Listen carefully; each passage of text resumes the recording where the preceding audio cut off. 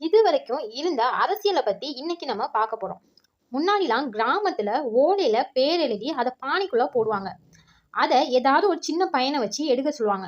யாரோட பேர் வருதோ அவங்க தான் அந்த கிராமத்தோட தலைவரா இருப்பாங்க. யார் பேர்லாம் எழுதப்படுதோ அவங்க மேல எந்த ஒரு குட்ட பின்னணியும் இல்லாம இருக்கணும். அதுதான் இன்னைக்கு வரைக்குமே ஃபாலோ பண்ணப்படுது. இந்தியாவுக்கு சுதந்திரம் கிடைக்கிறதுக்கு முன்னாடி தமிழ்நாட்டுல பிரிட்டிஷ் ஆட்சி செஞ்சுட்டு இருந்தாங்க. 1916 தான் ஜஸ்டிஸ் கட்சி உருவாச்சு. அதுதான் தென்னிந்தியால முதல் பெரிய அரசியல் கட்சி. அவங்க சமூக சமத்துவத்துக்காக போராடிட்டு இருந்தாங்க. 1920 சென்னை மாகாணத்துல ஃபர்ஸ்ட் எலெக்ஷன் நடந்துச்சு. இந்திய தேசிய காங்கிரஸ் இந்த எலெக்ஷன்ல நாங்க போட்டியிடலன்னு சொல்லிட்டு இந்த தேர்தலை புறக்கணிச்சாங்க. இதனால ஜஸ்டிஸ் கட்சி போட்டியிட்டு ஆட்சிக்கும் வந்தாங்க. ஆனா அந்த காலத்துல எல்லாருக்குமே வாக்குரிமை கிடையாது. சில பேர் மட்டும்தான் ஓட்டு போட அனுமதி வாங்கியிருந்தாங்க. 1920 இருந்து 1930 வரைக்கும் ஜஸ்டிஸ் கட்சி நிறைய முக்கியமான சட்டங்களை கொண்டு வந்தாங்க. இந்து அறநிலை சட்டம், சமூக ஒதுக்கீடு போன்ற சில சட்டங்களை அவங்க ஆரம்பிச்சாங்க. இந்த டைம்ல தான் ஈவேரா பெரியார் சுயமரியாதை இயக்கத்தை ஸ்டார்ட் பண்ணாரு. சாதி ஒழிப்பு, சமத்துவம் போன்ற விஷயங்களை அவர் வலியுறுத்தினார். 1937 காங்கிரஸ் தேர்தலில் வெற்றி பெற்று ராஜாஜி முதல் காங்கிரஸ் முதலமைச்சர் ஆனார். 1939 2வது உலக போர் காரணமாக காங்கிரஸ் ஆட்சியிலிருந்து விலகிச்சு. 1947 இந்தியா சுதந்திரம் அடைஞ்சதுக்கு அப்புறம் ஒரு புதிய அரசியல் களம் ஆரம்பிச்சது. இந்தியா சுதந்திரம் கிடைச்சதுக்கு அப்புறம் 1952 ஃபர்ஸ்ட் எலெக்ஷன் நடந்துச்சு. இதுதான் இந்தியாவில் முதல் ஜனநாயக தேர்தல். இன்னைக்கு நம்ம தமிழ்நாடுன்னு சொல்றத அன்னைக்கு மெட்ராஸ் மாநிலம் என்று அழைச்சாங்க. இந்த எலெக்ஷன்ல இந்திய தேசிய காங்கிரஸ், கம்யூனிஸ்ட் அப்புறம் சுயேட்சை கட்சி நிறைய பேர் இந்த எலெக்ஷன்ல போட்டிட்டாங்க. ஃபர்ஸ்ட் பொதுமக்கள் எல்லாருமே இந்த எலெக்ஷன்ல ஓட்டு போட்டாங்க. ஏழை, பணக்காரன், ஜாதி, மதம் எந்த ஒரு வேறுபாடும் இல்லாம அனைவருமே இந்த எலெக்ஷன்ல ஓட்டு போட்டாங்க. பல தொகுதிகளில் தேர்தல் நடத்தப்பட்டது. ஆனா எந்த ஒரு கட்சிக்கும் முழுமையான பெரும்பான்மை கிடைக்கவே இல்லை. அதனால காங்கிரஸ் கட்சி ஆதரவுடன் சி ராஜகோபாலாச்சாரி முதலமைச்சரா ஆனாரு. அவரோட காலத்துல தான் குல கல்வி திட்டம் கொண்டு வந்தாங்க. அந்த திட்டம் பெரிய சர்ச்சையை ஏற்படுத்தியது. பலருக்கு இதற்கு எதிர்ப்பும் தெரிவிச்சாங்க. அதனால அரசியல் மாற்றத்திற்கான சூழல் உருவாக ஆரம்பித்தது. இதுவே காங்கிரஸ் கட்சிக்கு ஒரு சவாலாக உருவாச்சு. 1953 தமிழ்நாட்டில் ஒரு முக்கியமான பொலிட்டிக்கல் செயல் நடக்க ஆரம்பிச்சது. அந்த டைம்ல மெட்ராஸ், அதாவது இப்ப இருக்கிற சென்னை, வெறும் தமிழ்நாடு மட்டும் கிடையாது. இதுல தெலுங்கு பேசுற மக்கள்களும் இருந்துட்டு இருந்தாங்க. அவங்க எங்களுக்கு தனியா ஸ்டேட் வேணும் அப்படின்னு சொல்லி டிமாண்ட் வச்சிருந்தாங்க, நடத்தினாங்க. இதற்காக போராட்டமும் நடத்தினாங்க. இதனால இந்தியாவில் 1953 ஆந்திர மாநிலம் தனியாக பிரிக்கப்பட்டது. இதுக்கு அப்புறம் தான் லாங்குவேஜ் பேஸ்ல ஸ்டேட்டை பிரிக்க ஆரம்பிச்சாங்க. அந்த டைம்ல ஸ்ரீ ராஜகோபாலாச்சாரி முதலமைச்சரா இருந்தாரு. அந்த டைம்ல ஸ்ரீ ராஜகோபாலாச்சாரி கொண்டு வந்த குல கல்வி திட்டமும் ரொம்பவே கான்ட்ரவர்சியா பேசப்பட்டுச்சு. குல கல்வி திட்டம் அப்படின்னா என்னன்னா, குழந்தைங்க ஹாஃப் டே ஸ்கூலுக்கு போகணும், மீதி உள்ள நேரத்துல தங்களுடைய குடும்ப வேலையை கத்துக்கணும். இதுக்கு மக்கள் எதிர்ப்பு தெரிவிச்சாங்க. இது சமத்துவத்துக்கு எதிரானது அப்படின்னு சொல்லிட்டு பல போராட்டங்கள் நடத்தப்பட்டுச்சு. ராஜாஜி 1954 பதவி விலகினார். அதுக்கப்புறம் காமராஜர் புது தலைவரா வந்தாரு. 1954 காமராஜர் முதலமைச்சர் ஆனார். அவர் முக்கியமா எஜுகேஷனுக்கு இம்பார்ட்டன்ட் கொடுத்தார். கிராமமாக புதிய பள்ளிக்கூடத்தை கட்டினார். ஏழை குழந்தைகள் பள்ளிக்கு வரதுக்கு வழி செய்தார். அந்த டைம்ல குழந்தைகள் எல்லாருமே வேலைக்கு போயிட்டு இருந்தாங்க.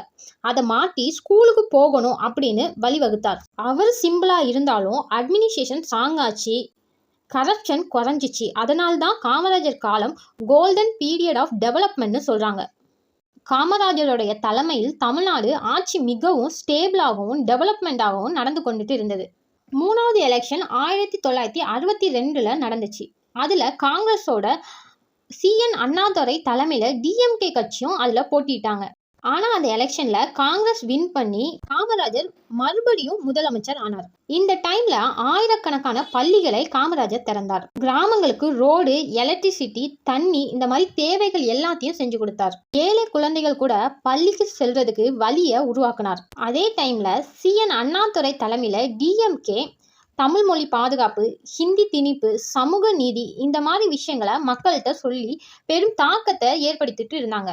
இது குறிப்பா யங்ஸ்டர்ஸ் மத்தியிலும் நடுத்தர மக்கள் மத்தியிலும் பெரிய தாக்கத்தை ஏற்படுத்திச்சு. 1967ல அடுத்த எலெக்ஷன் வந்துச்சு. இந்த எலெக்ஷன்ல பல ஆண்டுகளா ஆட்சி செஞ்ச காங்கிரஸும் டிஎம்கேயும் போட்டியிட்டாங்க. எலெக்ஷன் முடிச்சு ஓட்டுகளும் எண்ணப்பட்டது. டிஎம்கே வின் பண்ணி சிஎன் அண்ணாதுரை முதலமைச்சர் ஆனார். நீண்ட காலமாக இருந்த காங்கிரஸ் ஆட்சி முடிஞ்சது. புதிய அரசியல் கழகம் அப்பதான் ஆரம்பிச்சு. அப்போ மெட்ராஸ் மாநிலம் என்ற பெயரை தமிழ்நாடுன்னு பெயர் மாற்றினாங்க. தமிழ் மொழிக்கு ரொம்ப முக்கியத்துவம் கொடுத்தாங்க. சமூக நீதியை முன்னிலைப்படுத்தினாங்க. தமிழ்நாட்டில் பல முயற்சிகள் அப்போ ஆரம்பம் ஆச்சு. சிஎன் அண்ணாதுரை மக்களுக்கு பிடிச்ச ஒரு முதல்வராக இருந்தார். ஆனால் அது ரொம்ப நாள் நீடிக்கல. 1969 பிப்ரவரி மாதத்துல உடல்நிலை சரியில்லாத காரணத்தினால அவரு இறந்து விட்டார். அவர் இறந்ததுக்கு அப்புறம் கருணாநிதி அந்த கட்சியின் தலைவரானார். அண்ணா கொண்டு வந்த பல திட்டங்களை தொடர்ந்து இவர் நடத்தி கொண்டு வந்தார். தமிழ் மொழி, சமூக நீதி இந்த விஷயங்களை இன்னும் முக்கியத்துவம் கொடுத்தார். அந்த டைம்ல கட்சிக்குள்ள நடந்த பிரச்சனைனால எம்ஜிஆர் டிஎம்கேல இருந்து பிரிஞ்சு போய் ஏஐஏடிஎம்கே அப்படின்னு ஒரு புது கட்சியை உருவாக்குனார். அதுக்கப்புறம் டிஎம்கே வெர்சஸ் ஏடிஎம்கே அப்படின்னு ஆரம்பிச்சது. அடுத்த எலெக்ஷன் 1977ல வந்துச்சு. இதுல டிஎம்கேயும் ஏடிஎம்கேயும் போட்டிட்டாங்க. இதுல ஏஐஏடிஎம்கே வெற்றி பெற்று எம்ஜிஆர் சிஎம் ஆனார். எம்ஜிஆர் தமிழ்நாட்டில் 3 முறை முதலமைச்சராக இருந்தார். மக்கள் மத்தியில பெரிய இடத்தையும் அவர் பிடிச்சிருந்தார். அவரோட லாஸ்ட் எலெக்ஷன்ல உடல் நலம் சரியில்லாதனால மருத்துவமனையில இருந்தார். கேம்பெயின் பண்ணாமலே அவர் அந்த எலெக்ஷன்ல வின் பண்ணார். 1987 டிசம்பர்ல உடல்நலம் சரியில்லாதனால அவர் இறந்துட்டாரு. அவருக்கு அப்புறம் யார் லீடர் அப்படின்னு ஒரு கேள்வி வந்துச்சு. கட்சி 2ஆ பிரிஞ்சுது. ஒன்று அவங்க மனைவி ஜானகி ராமச்சந்திரன், இன்னொரு பக்கம் ஜெயலலிதா அப்படின்னு கட்சி 2ஆக ஸ்பிளிட் ஆயிடுச்சு. இதுக்கப்புறம் ஜானகி ராமச்சந்திரன் தமிழ்நாட்டில் ஃபர்ஸ்ட் உமன் சிஎம்மா ஆனாங்க. ஆனால் மெஜாரிட்டி ப்ரூவ் பண்ண முடியலன்னு சொல்லிட்டு தமிழ்நாட்டில் மத்திய அரசு ஆட்சி பிரசிடென்ட் ரூல்ஸ் வந்துச்சு. இதுக்கு அப்புறம் 1989ல் அடுத்த எலெக்ஷன் வந்துச்சு. ஏடிஎம்கே 2ஆ ஸ்பிளிட் ஆனனால டிஎம்கே ஈஸியாக வின் பண்ணிட்டாங்க. கருணாநிதி மறுபடியும் முதலமைச்சர் ஆனார்.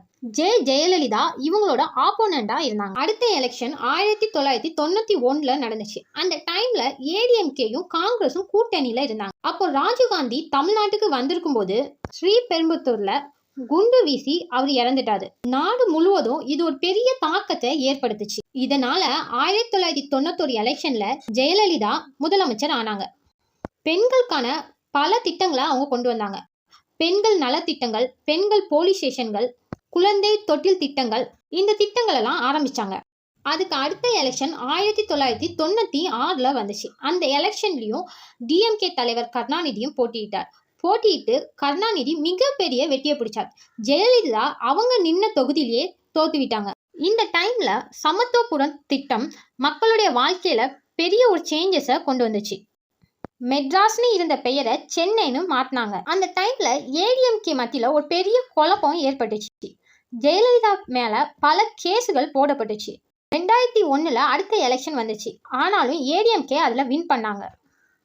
ஆனா ஜெயலலிதா மேல கேஸ் இருந்தனால அவங்களால சிஎம் ஆக முடியல. பன்னீர்செல்வம் டெம்பரவரியா சிஎம் ஆனார். ஜெயலலிதா மேல லீகல் இஷ்யூ முடிஞ்சதுக்கு அப்புறம் மறுபடியும் ஜெயலலிதா சிஎம் ஆனார். அடுத்த எலெக்ஷன், இந்த எலெக்ஷன்ல கருணாநிதி காங்கிரஸ் கம்யூனிஸ்ட் கட்சிகள் பிஎம்கே கூட கூட்டணி வச்சிருந்தாங்க. வீட்டுக்கு ஒரு இலவச டிவி, 2 ரூபாய் அரிசி அப்படிலாம் வாக்குறுதி கொடுத்தாங்க. இந்த எலெக்ஷன்ல டிஎம்கே வெற்றி பெற்றுச்சு. ஆனா டிஎம்கே தனியாக பெரும்பான்மையாக இல்லை. கூட்டணி கட்சி ஆதரவுடன் கருணாநிதி மீண்டும் முதலமைச்சர் ஆனார். இந்த டைம்ல தான் 2G ஸ்பெக்ட்ரம் கேஸ், ஊழல் குற்றச்சாட்டுகள் எல்லாமே நடந்துச்சு. மக்களுக்கு இதனால இந்த கட்சி மேல ஒரு வெறுப்பு வந்துச்சு. 2001ல அடுத்த எலெக்ஷன் வந்துச்சு. ஜெயலலிதா அப்போ விஜயகாந்த் கட்சி, இடதுசாரி கட்சிகளோட கூட்டணி வச்சிருந்தாங்க. அந்த டைம்ல ஜெயலலிதா ஃபுல் மைனாரிட்டி ஓட் எடுத்து ஏடிஎம்கே வின் பண்ணி மறுபடியும் சிஎம் ஆனாங்க. அந்த டைம்ல அம்மா நீர், அம்மா மருத்துவம்னு பல திட்டங்களை மக்களுக்காக அவங்க கொண்டு வந்தாங்க. அடுத்த எலெக்ஷன் 2016ல வந்துச்சு. ஏடிஎம்கே 134 சீட்டும் டிஎம்கே 89 சீட்டும் எடுத்து ஏடிஎம்கே மறுபடியும் ஜெயலலிதா சிஎம் ஆனாங்க. 1984க்கு அப்புறம் ஒரே கட்சி மீண்டும் ஆட்சிக்கு வந்தது. 2016க்கு அப்புறம் உடல்நிலை சரியில்லாதனால ஜெயலலிதா இறந்துட்டாங்க. இதுக்கப்புறம் அந்த கட்சிக்குள்ள நிறைய பிரச்சனைகள், அடுத்து யார் முதல்வராகிறது அப்படின்னு பல பிரச்சனைகள் வந்துட்டு இருந்துச்சு. 2018 கருணாநிதியும் உடல்நல சரியில்லாதனால இறந்துட்டாங்க.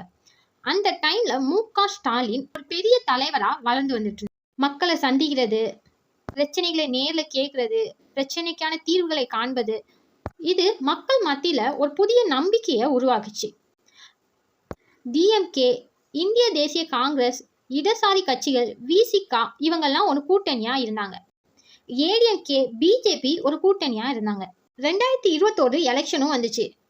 இந்த டைம்ல தான் கொரோனா வந்துச்சு, வேலை, பொருளாதார பிரச்சனை, மக்களோட மனசு மெதுவா மாறிச்சு. டிஎம்கே 2021 எலெக்ஷன்ல 125 சீட் எடுத்து மெஜாரிட்டியா வின் பண்ணாங்க. மு.க. ஸ்டாலின் ஃபர்ஸ்ட் டைம் முதலமைச்சர் ஆனார். 10 வருஷத்துக்கு அப்புறம் டிஎம்கே ஆட்சிக்கு வந்தது. இந்த எலெக்ஷன்ல பெண்களுக்கு இலவச பஸ், மருத்துவ சேவை, கல்வி திட்டங்கள், இந்த விஷயங்கள்லாம் மக்களுக்கு கொண்டு வந்தாங்க. ஆனா இது எதுவுமே ஸ்மூத்தா போகல. கோவிடோட இம்பாக்டோட பொருளாதார சிக்கல்கள், மின்சார பிரச்சனைகள், விலை உயர்வு போன்ற பிரச்சனைகளும் இருந்துச்சு. மொழி, ஹிந்தி பிரச்சனை, நீட் எக்ஸாம், மாநில உரிமைகள், இந்த மாதிரி விஷயங்கள் தமிழ்நாட்டில் நடந்துட்டு இருந்துச்சு. இது வரைக்குமே தமிழ்நாட்டை திராவிட கட்சிகள் தான் ஆட்சி செஞ்சு. முக்கியமா 2021 எலெக்ஷனுக்கு அப்புறம் தமிழ்நாட்டில் இருந்த பிரச்சனை போதைப் பொருள், பெண்களுக்கு பாதுகாப்பு இல்லாதது. 2026 தமிழ்நாடு தேர்தல் இது ஒரு கடும் போட்டி. முடிவோ மக்களுடைய கையில தான்.